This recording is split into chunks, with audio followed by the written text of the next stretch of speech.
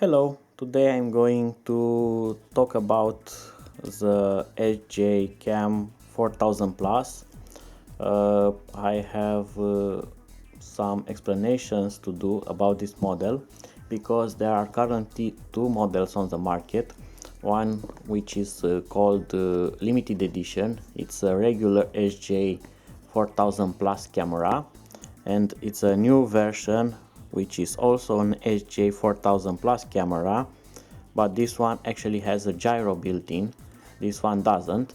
The rest of the platform, it's identical. They both use the same chipset, the same optical sensor, and have the same firmware, which is compatible to the both models, but only one has gyro, the other one doesn't have gyro.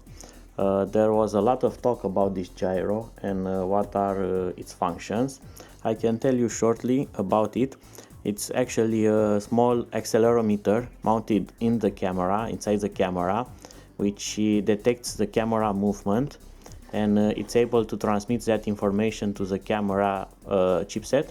So the image is corrected by selecting only a part of it. This is done at the sensor level, so when the image is moved around, it's automatically corrected by the firmware, so you will not see the shaking of the camera or the movement of the camera, so it will give a much smoother image.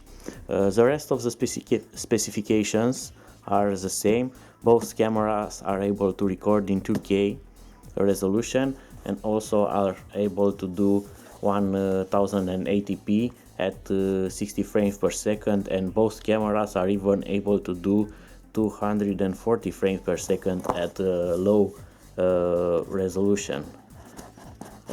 Also you have 720p resolution at 120 frames per second, so you can do a lot of slow motions effect. And this camera also has a slow motion built-in camera, so you will not need a dedicated software to do that. You just select the settings from the menu and the camera will do that for you. I will show you also the package. It's the same package you receive on the regular SJ4000 Plus.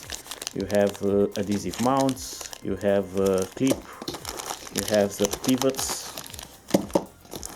you have a J buckle, and you have a handlebar mount, a tripod mounts, and of course a frame for connecting your camera to a suction cup and use it as a car recorder.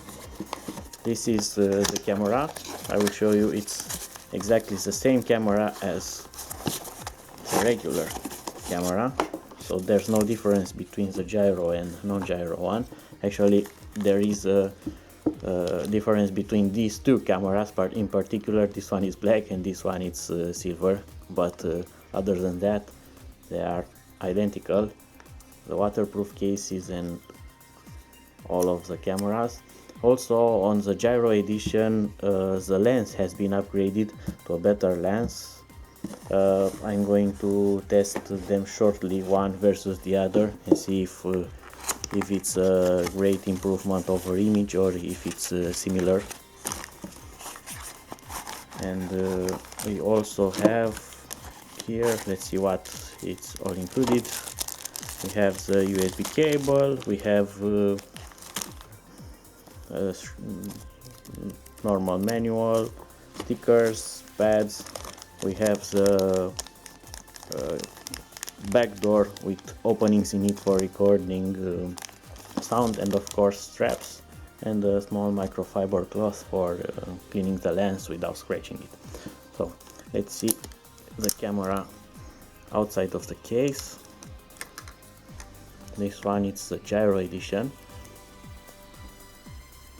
so nothing in particular different from the other. I'm going to show you the regular one. And side by side, absolutely no difference. You can see if it has gyro built in or not. Very simple. If you turn the cameras on, I'm gonna turn them both on.